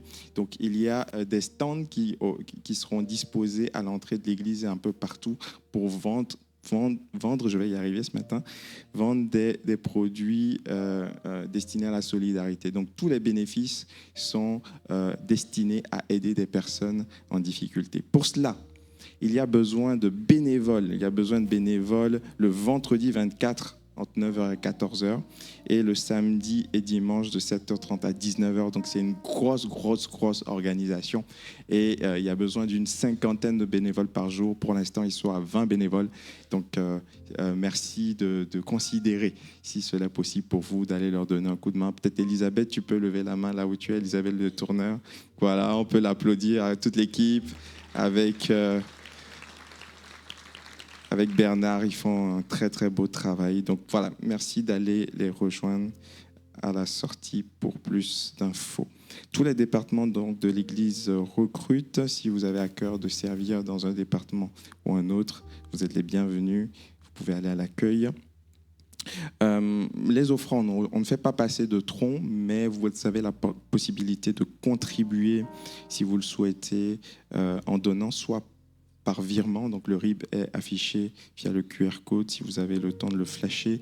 Sinon, vous allez sur le site de l'église, églisebordeauxrepublique.com, et dans la rubrique Donner, vous avez le RIB. Sinon, plus simple, vous pouvez aussi déposer des espèces dans le tronc à la sortie. Et il y a une deuxième offrande pour soutenir l'action missionnaire aujourd'hui. Donc tout ce qui est récolté pour l'action missionnaire va à l'action missionnaire. Donc vous avez le choix aussi de bénir l'action missionnaire. Donc vous pouvez nous suivre sur les réseaux sociaux, Instagram et YouTube. On veut saluer toutes les personnes qui sont en ligne. On peut leur faire un petit coucou. Voilà. On pense à vous. Il y a une dame qui est venue me voir il y a quelques temps qui m'a dit « Pasteur, est-ce qu'on peut faire des lives dimanche matin parce que je vais avoir une opération bientôt et je vais être connecté à l'église le dimanche matin. » Alors, on ne peut pas pour le moment faire de live. Donc, l'équipe vidéo fait un travail extraordinaire et ils doivent couper la vidéo, faire de la post-prod, comme on le dit, pour pouvoir le publier à 14h. Donc, on n'en est pas encore au live, mais on y travaille. Mais voilà, ça bénéficie à toutes les personnes qui ne peuvent pas venir ou des personnes qui ne sont pas dans la région, qui aiment l'Église, qui l'ont découvert par un biais ou un autre et qui nous suivent régulièrement. Donc, on vous salue tous chaleureusement. Je vais inviter Dominique à s'approcher. Dominique Labo. Ah, t'es là? Je t'avais pas vu. On peut l'accueillir, s'il vous plaît. Voilà, je vais lui laisser toute la place pour qu'elle nous présente l'école chrétienne.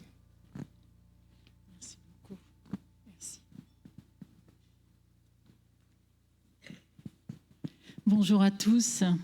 Je veux remercier notre pasteur Jean Bosco de me permettre de vous donner des nouvelles comme on le fait chaque année. Cette année est une année particulière parce que c'est un anniversaire. Ça fait 10 ans que l'association a été créée. Et dans la parole de Dieu, on voit que Dieu sait que nous avons une mémoire limitée. Et souvent, il nous dit « Souviens-toi, souviens-toi ». Il institue aussi les fêtes de l'Éternel. Ce n'est pas simplement pour se réjouir, mais c'est aussi pour se souvenir des miracles, des prodiges qu'il a accordés à son peuple. À Pâques, il dit « Conservez le souvenir de ce jour comme une loi perpétuelle pour vous et pour vos descendants. » Quand Jésus institue la scène, il dit « Faites ceci en mémoire de moi ».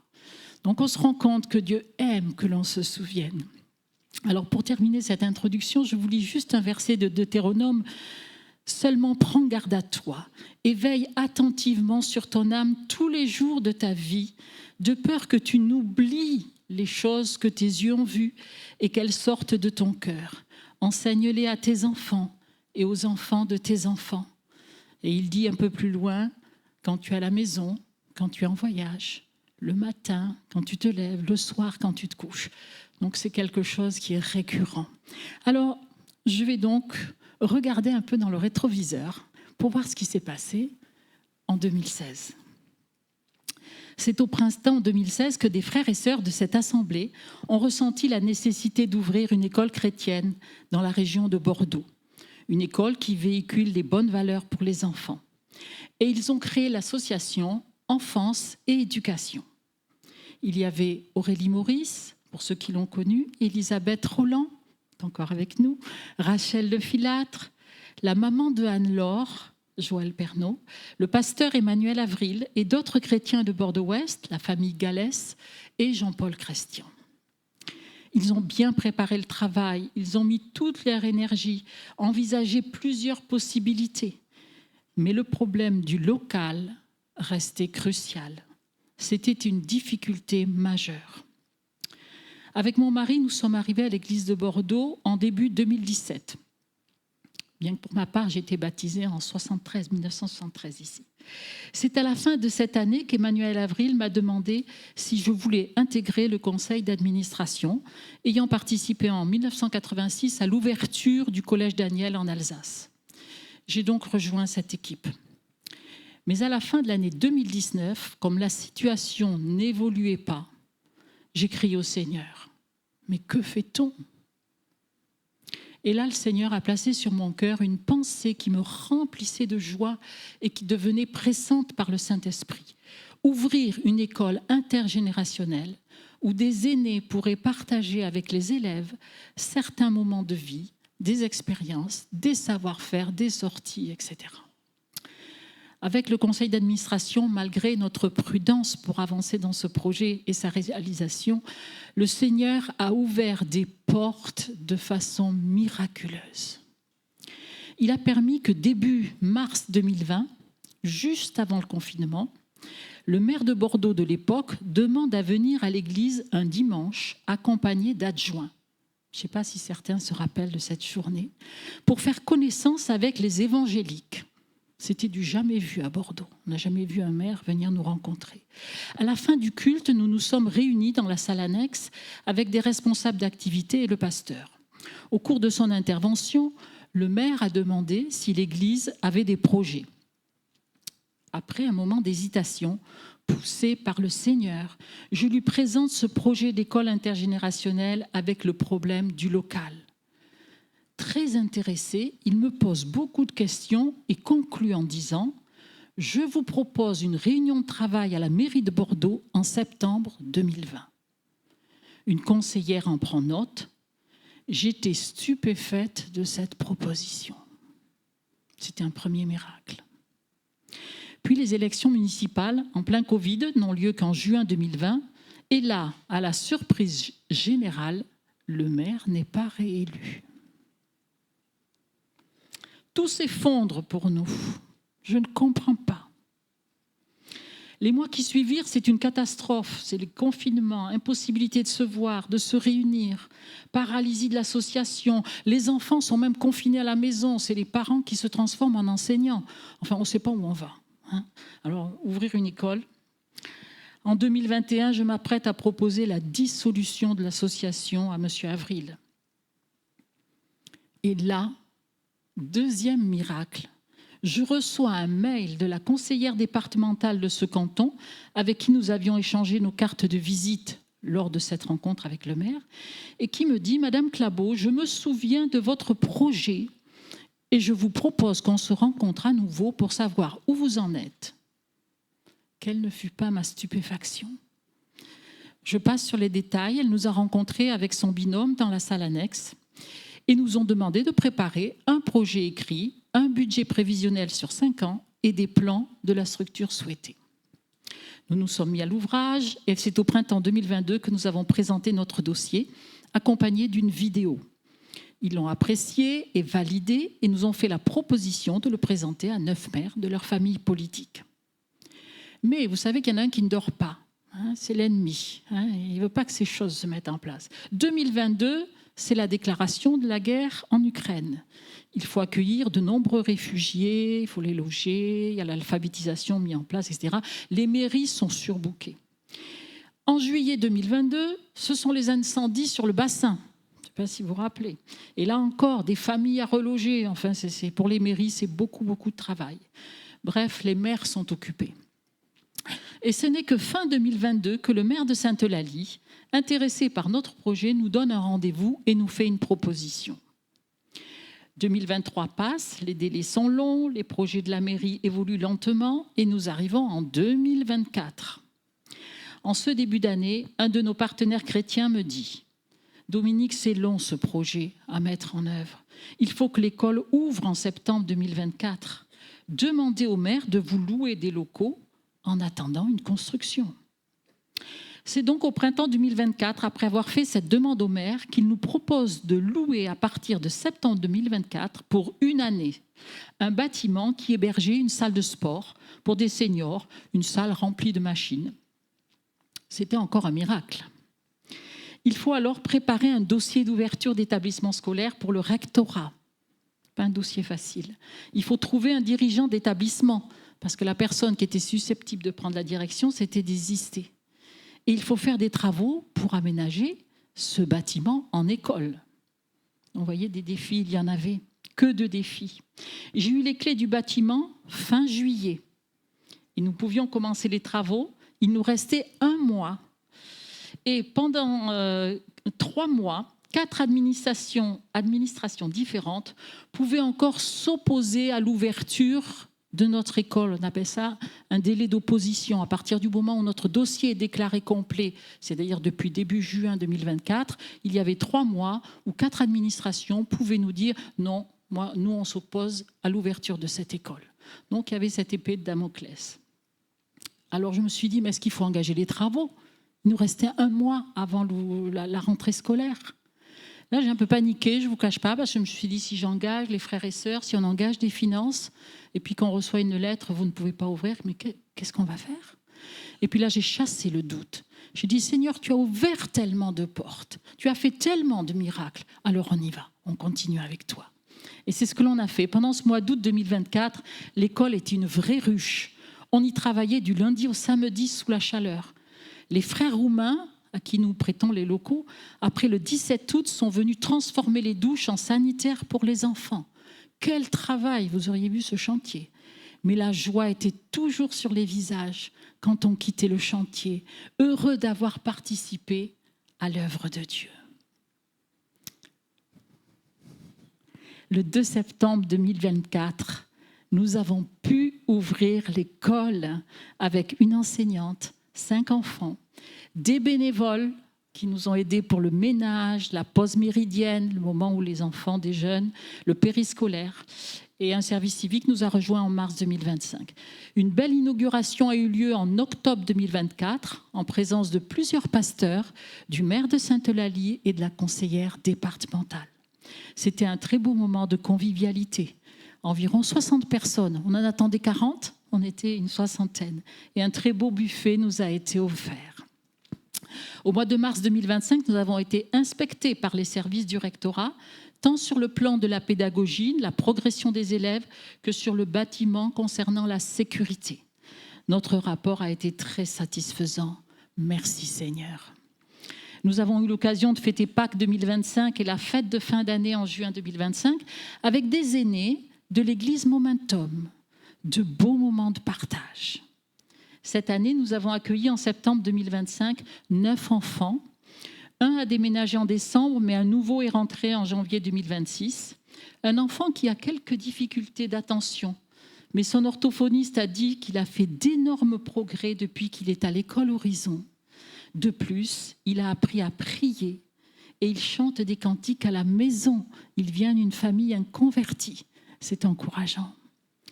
En février, au moment des vacances, 2 enfants nous ont quittés pour cause de déménagement. Nous sommes donc rendus à 7 enfants.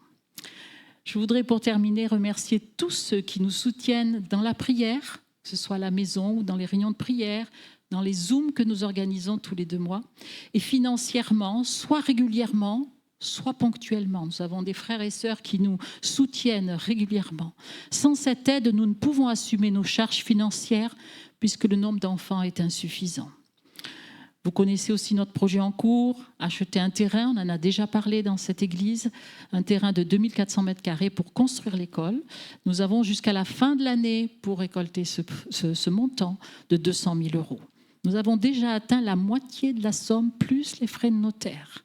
Donc il manque encore 100 000 €. C'est un énorme défi, mais pas pour Dieu. Alors dans la sagesse et dans la foi, nous poursuivons la route. Alors comment pouvez-vous nous aider ? En priant pour cette école et le projet, en adhérant à l'association. Alors c'est pour ça que pendant 3 dimanches, nous nous tiendrons au fond de la salle pour ceux qui veulent adhérer à l'association avec une cotisation par personne seule pour un couple et pour les étudiants avec vraiment une ristourne, pour les étudiants de l'ITB ou de l'université qui veulent vraiment soutenir le projet. Après, on offre un service bénévole.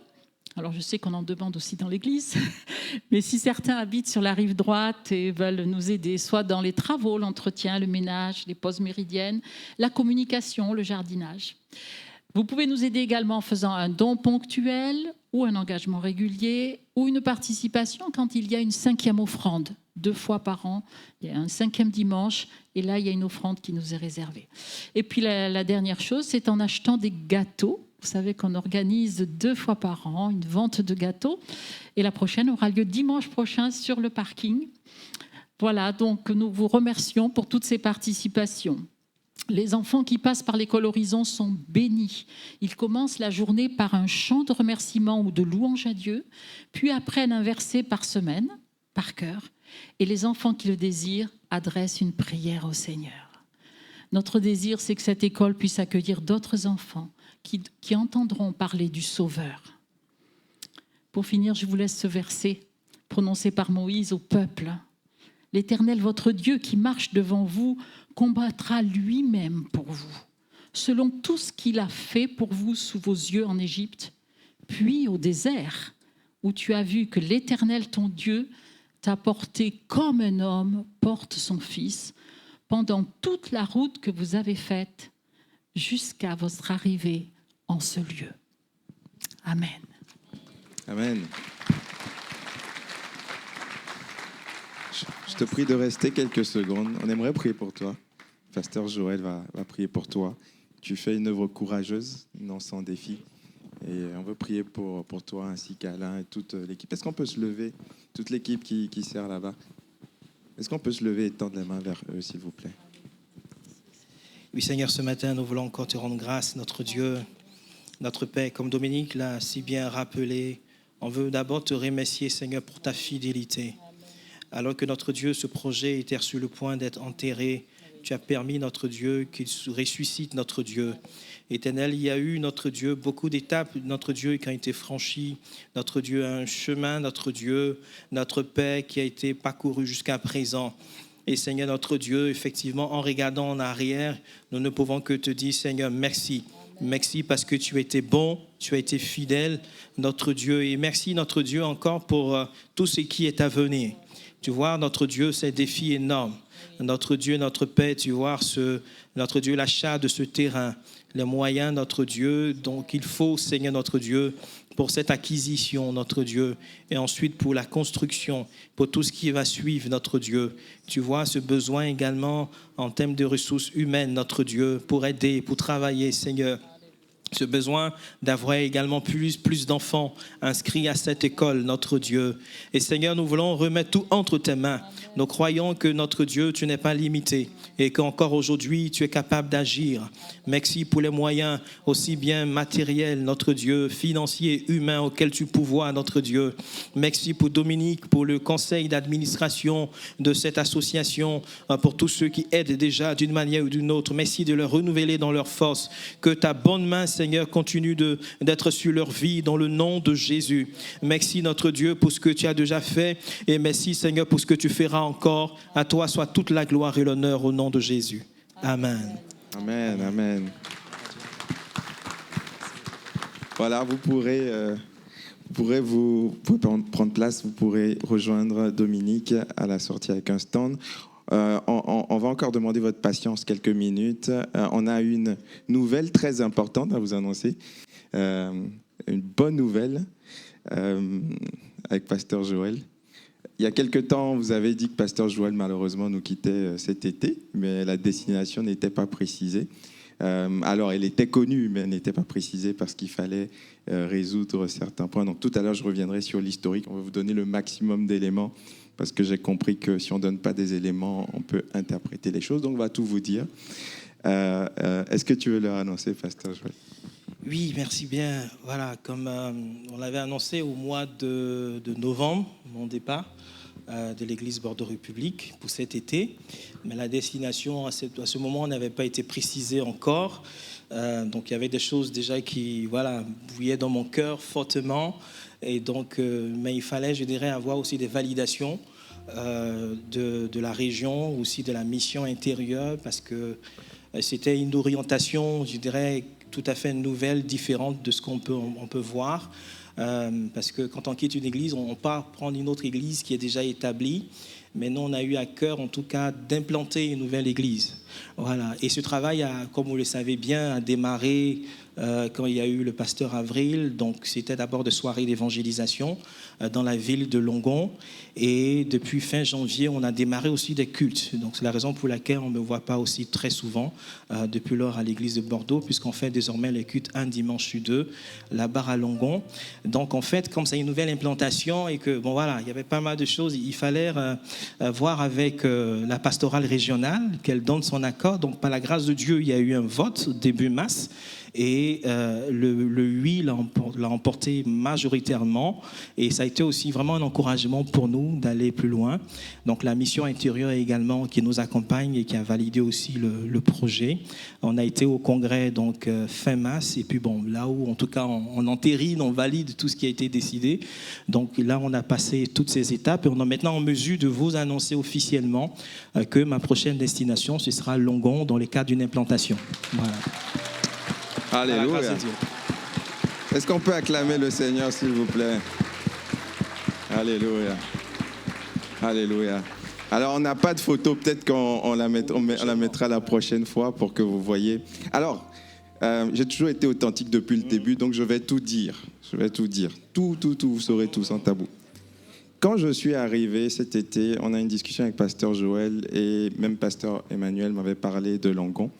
L'implantation, Pasteur Emmanuel a autorisé 3 réunions et il a dit, tu verras avec Pasteur Jean Bosco, vous vous débrouillez, moi je m'en vais. Et quand je suis arrivé, donc Pasteur Joël m'a parlé de ce projet. Au départ, c'était pour tester, pour voir si ça prenait. Il y avait 15 personnes à peu près. Et tout de suite, j'ai vu la situation de l'église. Alors pour implanter, il faut 3 choses minimum. Il faut une église, il faut un président et il faut une situation financière. La situation financière de l'église Bordeaux République, vous savez que l'église est très généreuse, on vous en remercie. Mais le choix a été fait il y a quelques années donc, de soutenir l'implantation de Bordeaux-Ouest, qui est une œuvre merveilleuse avec Pasteur Xavier, Pascal. Ils font un travail magnifique. Mais du coup, on est lié avec eux, on est solidaire avec eux jusqu'à une autonomie. Donc, on s'engage à 44 000 € annuellement et c'est dégressif, donc on donne de moins en moins. Mais c'est un lien en fait et on ne peut plus du coup implanter quoi que ce soit jusqu'à ce qu'on soit détaché de Bordeaux, de Mérignac, de Bordeaux-Ouest. Et en plus, il y a des travaux à faire ici. Donc déjà, au niveau de la situation financière, c'était compliqué. Au niveau de la situation administrative, donc pour une implantation d'église, la région, les assemblées de Dieu demandent qu'il y ait un président. Et donc moi, j'ai déjà 3 présidences. Donc ça fait beaucoup pour un petit garçon comme moi, un jeune garçon comme moi.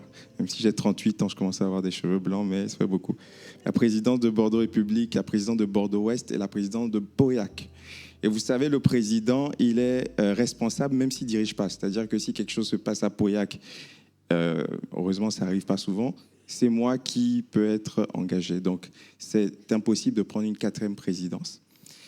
Et enfin, la situation humaine. Moi, arrivant la première année, il me fallait connaître l'église. On était en août, Il me fallait connaître l'église, il fallait voir comment les choses allaient évoluer. Et donc, pour toutes ces raisons, le pasteur Emmanuel avait dit que c'était compliqué de faire une implantation à ce moment. Donc, pour toutes ces raisons, j'ai discuté avec pasteur Joël. J'ai dit, pasteur Joël, vraiment... En plus, tu pars l'année prochaine. Donc, au départ, il devait partir pour une église. J'ai dit, je ne me vois pas porter, moi, un projet d'implantation à Longon. Et en discutant, pasteur Joël, c'est un homme de Dieu. Hein. Vraiment, c'est un homme de Dieu. En discutant, j'ai vu quelque chose. J'ai vu une lueur dans son cœur. Et la prédication Dieu a conduit, c'est une parfaite introduction. J'ai vu une lueur dans son cœur. Et cette lueur-là, je l'avais l'année dernière, il y a 1 an et demi, quand je devais partir de Montparnasse. Et c'est exactement ce qu'il a expliqué. Il y a une semence que Dieu dépose en nous qui est contre-intuitive. Et quand je suis allé prier, Dieu m'a dit, touche pas à Longon. Dieu m'a dit, je ne t'ai pas donné ce projet. Ton projet, c'est Bordeaux République, mais par contre, ne t'y oppose pas. Et donc, on a discuté en août et je lui ai dit, pasteur Joël, moi, je ne peux pas le porter. L'église Bordeaux République ne peut pas le porter. Mais si toi, tu l'as à cœur, vas-y, je ne m'y opposerai pas. Et on accompagnera le projet pendant 1 année, le temps que tu puisses partir. Donc, on a eu ces discussions-là. Donc, c'était long parce qu'au début, il fallait convaincre la région. Et pasteur Joël, il a été persévérant. Hein. Il était persévérant parce que, en fait, ça ne se fait pas vraiment. En général, c'est une église qui implante. Donc, qu'un pasteur implante une nouvelle église, donc c'est une église totalement indépendante, hein, c'est pas comme Bordeaux-Ouest, c'est totalement indépendant. Qu'un pasteur implante une nouvelle église tout en restant dans une église locale en tant que pasteur, c'est pas fait. Du coup, c'était un peu gênant. La région était gênée. Ils avaient l'impression que s'ils disaient non, il m'approuvait moi, et s'il approuvait le projet, il me désapprouvait moi. Je leur ai dit non, on y va ensemble, on est totalement annihilés là-dessus. Donc ça a pris du temps, il fallait prier aussi, mettre le projet devant Dieu. Pasteur Joël, franchement, je salue ta persévérance parce que beaucoup auraient abandonné. Donc il a beaucoup travaillé, il a beaucoup prospecté. Dans le projet, il fallait plusieurs leviers. Je vais peut-être te laisser expliquer le levier de la salle le dimanche, le levier du nombre de personnes. Oui, en tout cas, oui, comme Jean-Bosco l'a dit, un projet d'implantation d'une église, je crois qu'avant qu'il y ait une implantation physique, il y a déjà une implantation dans le cœur. Amen. Et donc, oui, donc il y a ce travail à l'intérieur qui est fait. Mais en tout cas, on a été très encouragés depuis le début. Et comme on l'a dit, c'était d'abord un jeudi soir par mois. Ensuite, on est passé à 2 jeudis par mois. Et là, depuis fin janvier, on était passé d'abord à 1 culte par mois et ensuite à 2 cultes par mois, un jeudi sur 2. Aujourd'hui, il y a entre 40 et 50 personnes qui se réunissent à Longon, par la grâce de Dieu, pour les cultes. Voilà. Et il y a aussi des demandes de baptême déjà. Donc on fera des baptêmes, Dieu voulant, au mois de juin, les premiers baptêmes à Longon. Il y a un couple qui nous a contactés pour dire qu'il souhaite se marier au mois de mai. Donc on bénit le nom du Seigneur pour tout ce qui se passe, ce travail. Et en plus, entre 40 et 50 personnes adultes. On a 12 enfants en ce moment. Et ça fait que, voilà, les jeudis, on se réunit dans une salle, dans un hôtel. Le financement est assuré par l'église de Bordeaux. Et le dimanche, on se réunit dans un château. Donc, on a une salle principale pour le culte et on a aussi une salle pour les enfants. Mais ça commence à poser problème parce qu'on met tous les enfants dans la même salle et ce n'est pas toujours évident de les gérer. Au dernier culte, c'était 14 enfants. Donc, on a vu quelques ados qui étaient présents. Donc, quelques jeunes de l'ITB m'ont vu, m'ont dit, pasteur, est-ce qu'on peut faire quelque chose à part pour les adolescents? Je lui ai dit, je veux bien et c'est ma prière, vraiment de tout mon cœur. Mais c'est la question de la salle. Donc, en fait, vous l'aurez bien compris, il y a ce défi également d'avoir un local pour pouvoir se réunir régulièrement, rassembler toutes ces réunions au même endroit et avoir différentes salles pour accueillir correctement, dignement les enfants. Mais en tout cas, tous ces frères et ces sœurs qui viennent sont très contents, très heureux de savoir qu'il y a une implantation là en cours à Longon et on croit que le Seigneur fera encore de belles choses pour la suite. Voilà. Amen. Donc voilà un peu quelques nouvelles que je peux. Donc, et comme Jean-Bosco l'a dit, la présidence de ce projet est assurée par le pasteur Jean-Pierre Dupont, que vous connaissez, le fils de Papy Dupont qui était parmi nous. Voilà, donc c'est lui qui assure la présidence de ce projet. Et moi, je suis le pasteur référent, celui qui est sur le terrain pour ce travail d'implantation. Donc, priez pour nous, priez pour le local, priez pour le moyen aussi humain, le moyen aussi financier, le moyen matériel. Donc, il y a tous ces défis également à relever. Mais on reste convaincu que le Seigneur a déjà pourvu à tout et on lui fait entièrement confiance. Voilà. Amen, amen. Alors, quelques précisions, parce que je sais que les questions viendront. Donc, pasteur, oui, maintenant je dis tout, parce que on commence à se connaître. Donc, l'église, on s'est entendu avec pasteur Jean, on en parle, on a fait plus d'une 20aine de réunions dessus, on prie ensemble tous les jeudis, donc on a assez discuté là-dessus. On s'est dit qu'on n'avait pas beaucoup de moyens, mais on allait soutenir à hauteur de ce qu'on pouvait. Donc, le soutien du financement donc, du local 2 fois par mois les jeudis. ainsi que les frais de transport, en libérant un minimum de matériel non utilisé ici pour aller à Langon. Donc vous comprenez, l'idée, c'est pas de priver Bordeaux République pour aller nourrir notre église, mais c'est ce qu'on peut faire, on le fait. L'idée donc de libérer Pasteur Joël 2 jeudis par mois et puis 2 dimanches par mois. C'est pour ça que, comme il a dit, on le voit moins. Donc j'ai dit oui, mais j'ai dit maintenant, je vais me baquer parce qu'on va dire que c'est à cause de Pasteur Jean Bosco. Donc j'ai dit au CA, est-ce que vous donnez l'autorisation? Ils ont dit oui. Donc j'ai dit, c'est pas moi si vous le voyez pas. C'est pour la bonne cause. Voilà, donc, et du coup, on essaye de trouver du temps aussi pour qu'il soit là avec nous jusqu'en juin. Donc, 3 précisions. Ce n'est pas une implantation de l'église de Bordeaux. C'est une implantation autonome avec la région, même si ça a commencé à Bordeaux. Donc, c'est important de le soulever. Donc, il n'y a pas de lien administratif, humain, financier avec l'église Bordeaux République. Donc, le processus est fait dans une parfaite concertation avec la région. Pourquoi on a tardé à l'annoncer? Moi, je voulais l'annoncer depuis le début, mais il fallait attendre que les instances donnent leur autorisation. On ne pouvait pas dire oui, on y va, et ensuite on revient. C'était pas forcément pratique. Donc maintenant, on a eu le OK, on l'annonce. 3e chose et dernière chose, vous pouvez vous rattacher, si vous le souhaitez, à l'église de Langon. On en a parlé avec Pasteur Joël. Vraiment, vous avez ma bénédiction, vous avez la bénédiction de l'équipe pastorale.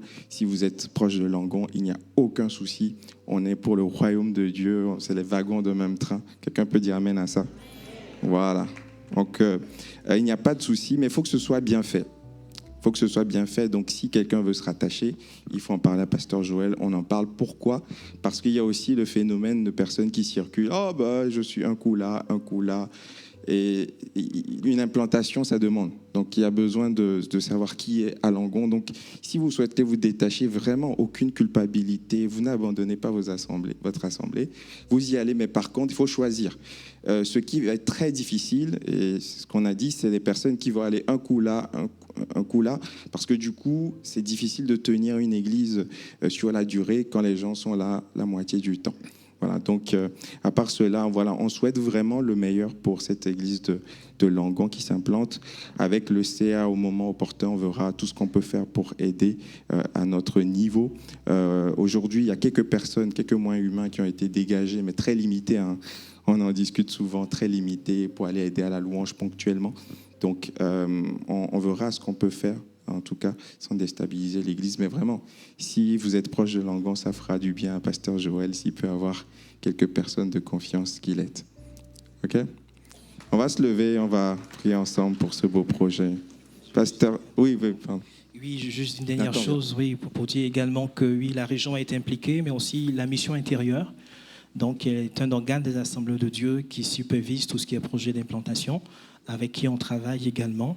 Et puis, terminer en remerciant Jean Bosco, en remerciant l'équipe pastorale, en remerciant le conseil d'administration aussi, qui est au courant depuis un bon moment pour l'accompagnement, pour le soutien dans la prière, le soutien fraternel. Et remercier également toute l'Église, Bordeaux République, voilà, parce que ça a commencé avec votre également, je dirais, votre soutien lorsque le pasteur Avril était encore présent, soutien dans la prière, soutien fraternel. Que le Seigneur vous bénisse et qu'il continue de poser sa main sur chacune de vos vies. Amen. Amen. Nathan, tu veux bien prier, pasteur Nathan, pour... On va lever les mains tous ensemble vers pasteur Joël, s'il vous plaît. Mon Dieu, merci pour ta parole, parce que ta parole nous dit que nous devons faire des disciples.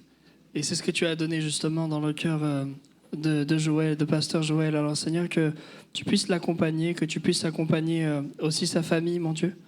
Parce que je crois que Seigneur, c'est toute cette famille en même temps qui porte ce projet. Que Seigneur, tu puisses accompagner, Seigneur, sa prédication de signes et de prodiges, mon Dieu.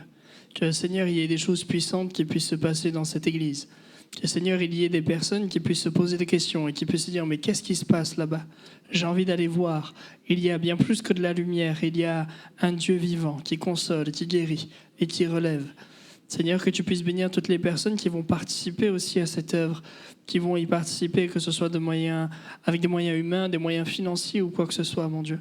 En tout cas, Seigneur, que tu puisses rendre au centuple à Joël et toute sa famille, mon Dieu, tout ce qu'ils ont pu donner, Seigneur, que tu puisses les bénir d'une façon particulière au nom de Jésus, que tu puisses le oindre de ton Saint-Esprit, que tu puisses lui montrer à quel point tu es avec lui, au nom de Jésus. Et tous ensemble, nous disons Amen. Amen, amen. Alors, on mettra les dates du culte de Langon à la sortie les dimanches prochains. Donc, on vous tiendra pour info. Je vais inviter l'équipe de louange à s'approcher. Nathan, s'il te plaît, j'ai encore besoin de toi. Avant de partir, c'est l'anniversaire de quelqu'un qu'on aime beaucoup aujourd'hui. Ah oui! Je peux dire l'âge ou pas? 30 ans. Ah.